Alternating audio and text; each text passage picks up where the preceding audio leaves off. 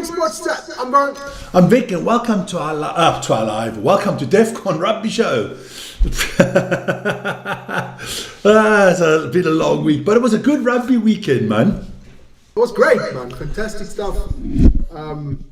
I really thoroughly enjoyed it. It was fun. Some crazy games on the weekend, don't you think so? Yes. Good. South Africa against Ireland. Ireland South Africa game. That was That's just my telephone going off. not the best rugby game I've saw on the weekend, but definitely an absolute power domination by the Boks. Okay, I just see I'm cutting your head off there. There you go. That's better. Now, well, some people say it's the best thing for me to guillotine your head, but I don't worry about it, man. No, look, I thought it was an interesting weekend. There was a lot of good and bad about World Rugby on the weekend. I think through this whole autumn internationals, okay, we call them the autumn international, but let's say this international rugby few weeks here, I thought World Rugby have done themselves no favors. No one knows what the rules are anymore. The refs are totally unsure. The TMA doesn't know what the hell they're doing. The players, the coaches, everybody is nervous because I think the ref on the weekend that was reffing South Africa against Ireland, he was so afraid to do something against a South African that he actually should have yellow carded Sasha. And it should have been a TMO review. That's just my personal opinion, obviously. But I've been listening to a lot of the World Rugby experts, and they say all the same, how that is not a yellow card. And, I mean, that is more yellow card than what Franco did. And that was just, he did a blatant shoulder barge. No even attempt to tackle the guy. He did hit him first in the chest, fine, and then he slips up to his head. But I'm just saying, the refs are so nervous as well because they know, I screw up big time. I might not be at the World Cup. So they're nervous. The TMO guys are nervous. And World Rugby has just kind of gone crazy with this whole thing. They need to come up with clear rules, and they need to have good people in their TMO. They need some rugby players in there. Get 3 guys in the TMO and no one from that nation during that game. You know what I mean? So if South Africa plays Ireland, have a New Zealander, have an England person, and maybe one from Argentina, and they have to make a decision. But it has to be ex-players, because most of the ex-players have got a groot bek. They're always complaining, but they should also do something, That's true. Because it's just ridiculous. I mean, the amount of cards and the amount of bad decisions being made. And I don't, people, we know the South Africans, where Mossad was sent off and stuff, a conspiracy. There's no conspiracy. There is no conspiracy. It's just bad refereeing because the guys are not sure anymore. Because World Rugby over the last 18 months gives you different singles. One guy gets banned for 9 games for something, then another guy gets banned and for kicking somebody in the head, and then it gets rescinded. Then you have the Luther Jager one, you have the Mossad one, then you have this one on the weekend. You don't give Sasha the yellow card. It's all over the fucking place, man. It is, and it's becoming a bit of a joke. For me too. So before we get into what's a joke and stuff like that, let me just quickly put it out there. What do you think? Where are we standing on our DEFCON ladder there, Mr. Byrne? I'd go with a bit of a DEFCON 3. You would go with DEFCON 3. I would concur, because I think World Rugby now, okay, we'll talk about South Africa still got one more game to go, which I didn't understand why this game has to be played. I think it's a stupid game to be played. Stupid game. What does it bring? Nothing. Because half the players have gone home already, or back to their teams. I think all other nations are not playing, and now you're actually hurting maybe some of the URC teams, or which players. Can you keep all the players you want to keep? Do you have to send them back to their clubs? What's the ruling out here? I just don't like this whole. This whole setup at the moment. But look, it is what it is. There will be that 5th game for the Springboks against Wales. It means nothing for the Springboks. They cannot drop in the world rankings. The Welsh, I don't think, we'll look at the world rankings tables. I don't think the Welsh can go into a higher position. So I'm just a little bit, I think World Rugby's got a lot of things to answer for at the moment. Yes, but I don't know why they even allowed that game to even take place, because I heard that a lot of the Premiership players all have to go back. Buonfrente has to go back. The Japanese players, they also want to. Some of them have to go back.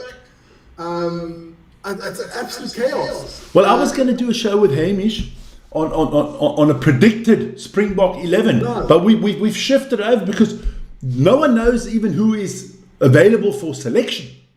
Exactly. I heard just the interview of Russ. He's got, I think, 24, 25 players left. I hope he has enough on all positions, but it's just chaotic and not worth it. It's just so you think my prediction you think my prediction can come true that he's going to play with 4 hookers and 3 props? I don't know about that, but I don't think we have 4 hookers. But a lot of hookers in South Africa, man. I think it's just a shambles. Listen here, the Stormers have got Munster on the weekend. I mean, that's the top of the table clash. Yeah. And I don't think Sasha or Kobus Reinhardt is going to be there. I don't know if the Irish players are going to be there. Well, we don't even know who's playing in the URC in the weekend yet. No, it's crazy. It's crazy. But let's quickly. I'm going to put out the topics for today quickly. So we're going to talk about the results, the world ranking, the World Cup draw, the awards. What's next? We're obviously going to talk about that whole Tom Curry situation there. What's the Argent coach's name again? Contaponi. Contaponi, yeah. Now I like a good pony every now and then, but they call me Pony. There's rumours that he was smacked, stuff like that. So we'll see what comes. You know that? Can you imagine now that if it was a tunnel bust up between the Irish and the South Africans, and let's say Ibn Etzebeth smacked the Irish coach, he'd get a lifelong ban, wouldn't he? He'd ban for life. They'd take him straight to France and they'd guillotine him. Come on, let's be honest. Now, what is going to happen to Tom Curry? If he put his hands on the other coach, it must be at least a 2-year ban. Because if you're banning old what's his name for 9 games for what he did, with no evidence that he grabbed the other guy's crutch, no evidence, 9 games, and if they have video of Tom Curry smacking the coach, I think lifetime ban. I would say so too. There's it's a lifetime ban, maybe a year ban or something like that. But I see people in the chat are talking about the ban. I'm not for banning, but if you hit another coach as a player, I think it's a 2-year suspension. I think he shouldn't be allowed to play the World Cup. No, not just that. I just think, if you're on the field in the heat of the game and you hit another player. Yeah, the things like that can happen. That can happen in practice. It's happened to all of us. You're not a good player if you've never had a ruckus in practice or at a game. But if you hit the other coach, I think that's a bit low. That's just. Yeah, look, there you go. But let's run it quickly. Guys, don't forget to like, subscribe, and hit the notification button. We're moving towards 116,000, which is really nice. And if you have anything you want to tell us, there's the email on top. But let's start off with this world rankings, because now let's first go into the fixtures of the weekend. We didn't have all the fixtures on our morning shows and stuff like that. Portugal did beat Canada, which I thought was quite a little bit of a surprise for me.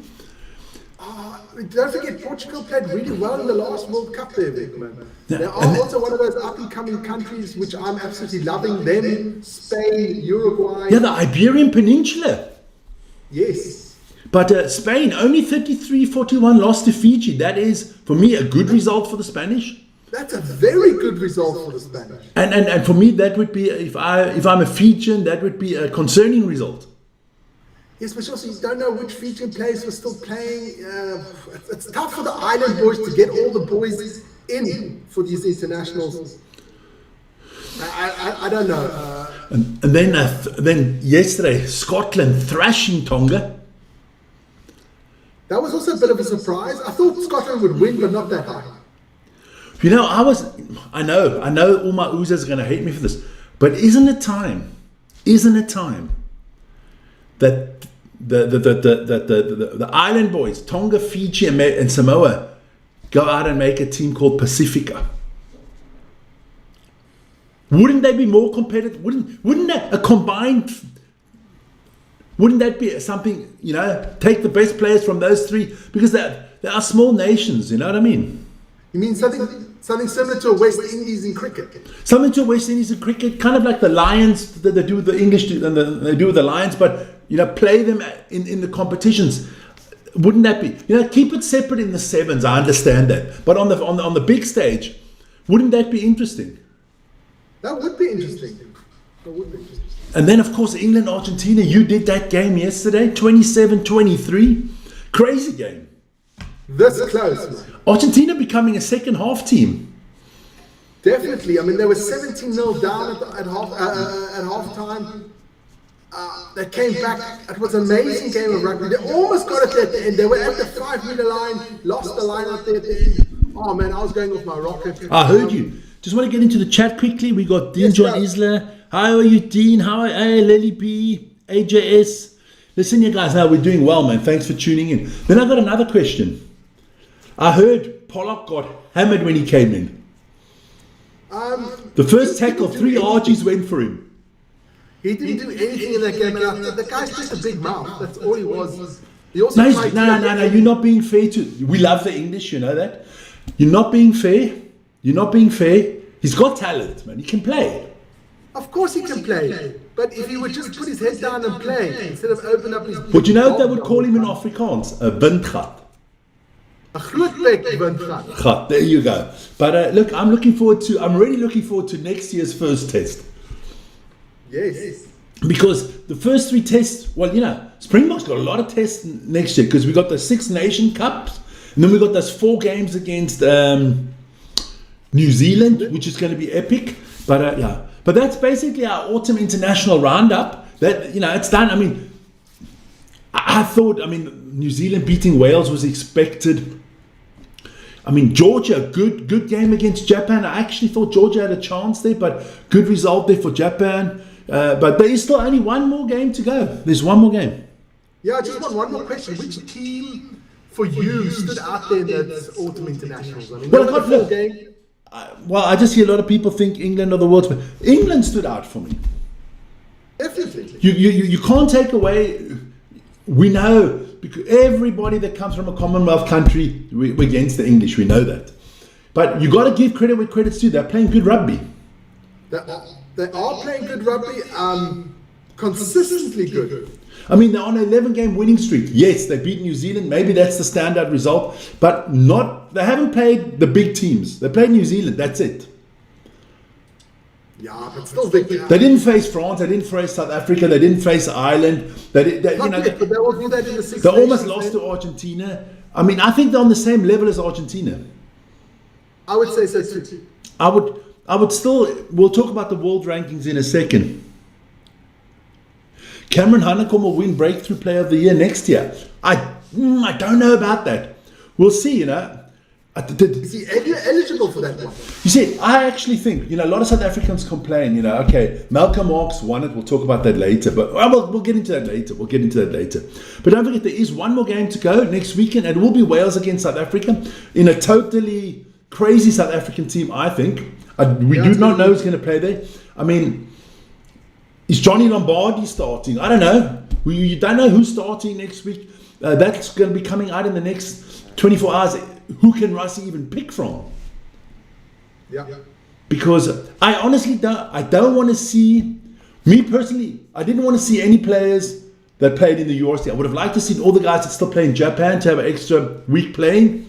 And then some of the guys, I know it's going to hurt the Stormers, but I would like Ben Jason Dixon to play, because he kind of got screwed over last match. Definitely. I'd also like to see Zachary Paulton play. I would like to see Jean Klein play. John Klein would play. I would also like to see maybe Bonky back. And even me personally, even though it hurts my Sharks, I'd like to see Edwin van der Merwe in there. Yeah.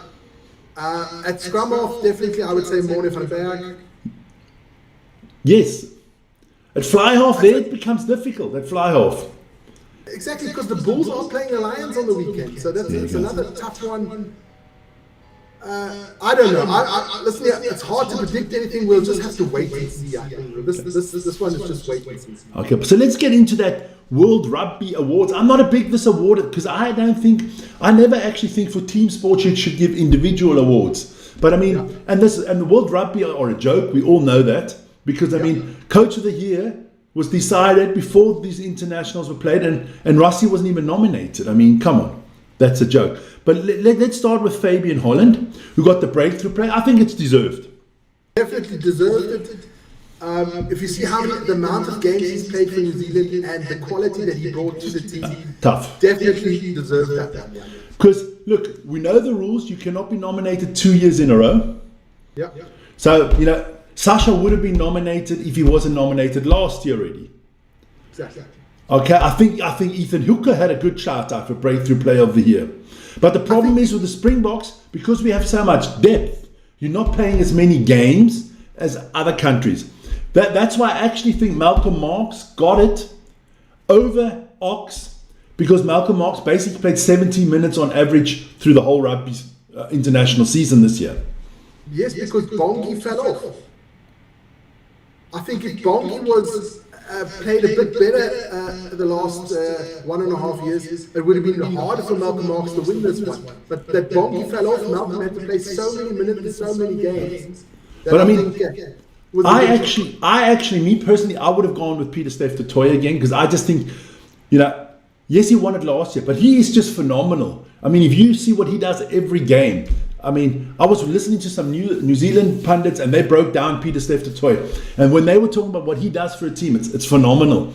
I mean, he could get it every year, but that is what it is. Look, well done to Fabian Holland. Let's talk about the man that actually won Player of the Year, Malcolm. Look, I think he got it for what he's been doing the last 2-3 years. Definitely. I agree there. I think what AJA said is more of a lifetime achievement award there for Malcolm Marx. I can agree with that. No, but hey, congratulations to him. At the moment, he is the best hooker in world rugby. I can't see anybody close. I like Dan Sheehan. I do like him, the Irishman, but I can't see anybody better than him at the moment. But Vic, okay. But if you saw how the forward pack dominated the scrum, I can't even put him in the same league as Malcolm Marx. Yeah, but I got to say one thing. If I went on the game of Saturday, I wouldn't have given to Marx, because he didn't play well on Saturday. The lineouts were poor on Saturday. Played decent, but he didn't play well. But Sasha played decent, he didn't play well. No. I would say no Springbok actually played. We played physical, we played, we gave everything, but we were not clinical. No. We were not clinical. But okay, listen, at the end of the day, the Springboks don't have to entertain us. Their job is to win games, and they won games. Exactly. I mean, it's not they're not in the entertainment business. They are in winning championships, and they've done that for us lately. There you go. So let's have a look at those world rankings quickly. What does it mean all these internationals that have played for the world rank? Because don't forget, in less than 15 days, it's the draw, huh? No. What do we got? 26. Oh, no. A week from Wednesday. Yeah. Moody was superb. There you go. So that's your rankings at the moment. So South Africa clearly on top, followed by New Zealand. England are actually on form at the moment. I would put England ahead of New Zealand on form. But the rankings are the rankings. So South Africa, New Zealand, England, Ireland, France, and Argentina. I think the top 5 are always going to be the top 5. I didn't think any other team could break in there. I thought it was a battle between Argentina and Australia for that, maybe even Scotland, maybe for that 6th spot. But Argentina got it, which I'm actually quite happy for, because what I'm going to show you now is I'm going to add Argentina in there again, 6-12, just to see it wasn't even that close. I mean, Australia are more than 3 points behind Argentina, so they were never going to get the 6th spot. The good thing about Australia coming in 7th, is that we're going to have a fantastic opening game of the Rugby World Cup, because Australia is going to will play one of the top 6 in the opening game of the World Cup, which I think is fantastic. I hope it's in England, or I hope it's in Australia, New Zealand. Wouldn't that be a great opening game? Or even against the Box, that would be good. Yeah, that'd be fantastic to have that opening game at a World Cup. Lily B didn't enjoy it. We are just spoiled. Sometimes you got to win ugly. But you got to admit, it wasn't a good game. No, it wasn't. Then let's have a look at the teams. Game, but the result was good. Look at the teams ranking 13 to 18. So they'll all be in Pool C for the draw. You got Georgia, Uruguay, Spain, USA, Chile, and Tonga. I gotta say, Spain is starting to impress me. Let's see where they are in 4 years from now. I think they're coming through slowly but surely. And then let's have a look at the last 24. There you got Samoa, Portugal, Belgium, Romania, Hong Kong, and Zimbabwe. Look, Belgium didn't make the World Cup. They didn't make the World Cup, so they're not in there. And Canada, that is outside of the top 24 in the world, is the team that actually made the World Cup. Yeah, Belgium didn't make it. No, and Zimbabwe's in there as well, you know. So that the draw is going to be really interesting. So you're going to have a team from the first six, the second six, the third six, and the fourth six in your group. Look, if you're South Africa, let's go with South Africa. You're not worried about any of these teams. You're not worried about any team, point blank. But I mean, if you, who do you want out of the fourth pot there? Would be nice to maybe play against Samoa. But the fourth pot. No, but the fourth pot to play Samoa, it's a nice one. And in the third pot, I would say who we would like to play against in the third pot. Uruguay. You know, they're always up for it. I like the Urus. That would be nice. Out of the second pot, I don't want Wales. I don't want Italy again. We've played Italy too many times. You don't want Fiji because there could be a lot of injuries in a Fiji game because Fiji is very physical. Yeah. I actually wouldn't mind Australia in the first game or Japan, you know.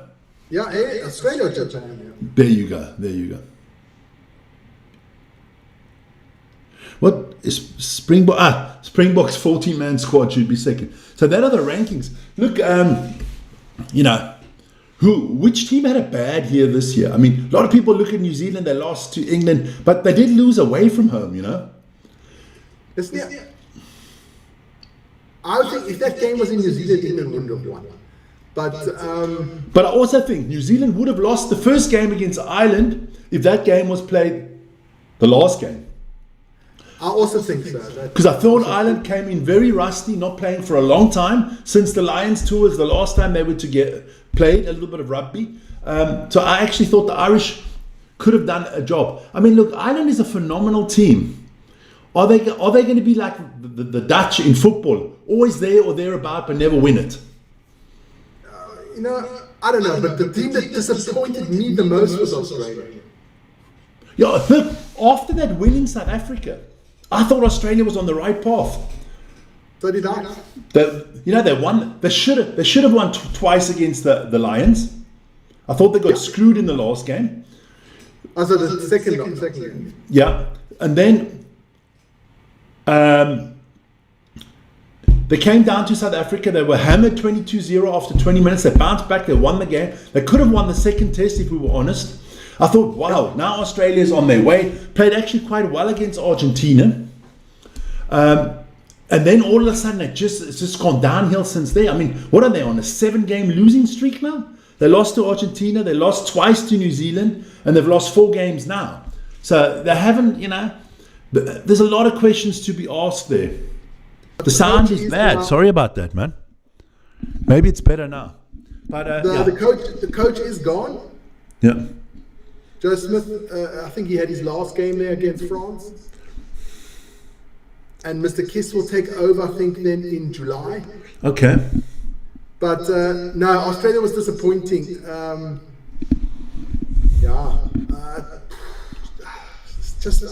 They don't have enough depth in their squad. I don't know. They're not a team that can afford 2 or 3 big injuries and having players not played. No. Look, we'll see. It's going to be interesting. I can't wait for Wednesday, a week from Wednesday. Yeah. That draw is going to be. We'll have a great show. We're going to go live early. We can talk a lot of cuck there. You guys can come in. We'll even send out invites to people who want to come in on the screen. As you can see, Vern is not in the studio with me. You can see if I clap him, I can't clap him anyway. I go behind. But we could have, we'd like to have 1 or 2 guests that, just short little cameos 4 or 5 minutes. I'd like an Irishman, I'd like an Australian, I'd like Lily B to be in there. Just come in, quick shout out, do the show. That'd be great, you know. That would be lovely, man. But we've kind like it more when the time is closer. There you go. I think we've covered everything for today in the Defcon. I just want to get into one thing, man. We do have the URC coming on the weekend, which we will go into depth to on Thursday. But it's a massive game there. Bulls against the Lions, massive game. There's Munster against the Stormers, 1 against 2, massive game. And of course, we have Connaught against the Sharks. Yeah. Live all on this channel. So guys, join us for those. Yeah, big Saturday ahead for us. We'll talk about that on Thursday. We'll be bringing out the minute the Springbok lineup comes out, I'll do a show again, bring it out for you guys during the week. Any breaking news, you know, anything on Tom Curry, how his suspension is. Look, something has to happen there. You can't put your hands on another team's coach. No. You can't do that. I'm sorry. You know, I would say exactly the same if it was one of our players. Exactly. Let's be honest. We don't like the coaches of the other teams as well. Wouldn't I like to get hold of old Razor Ruddock? I think he's, you know, but you just can't touch.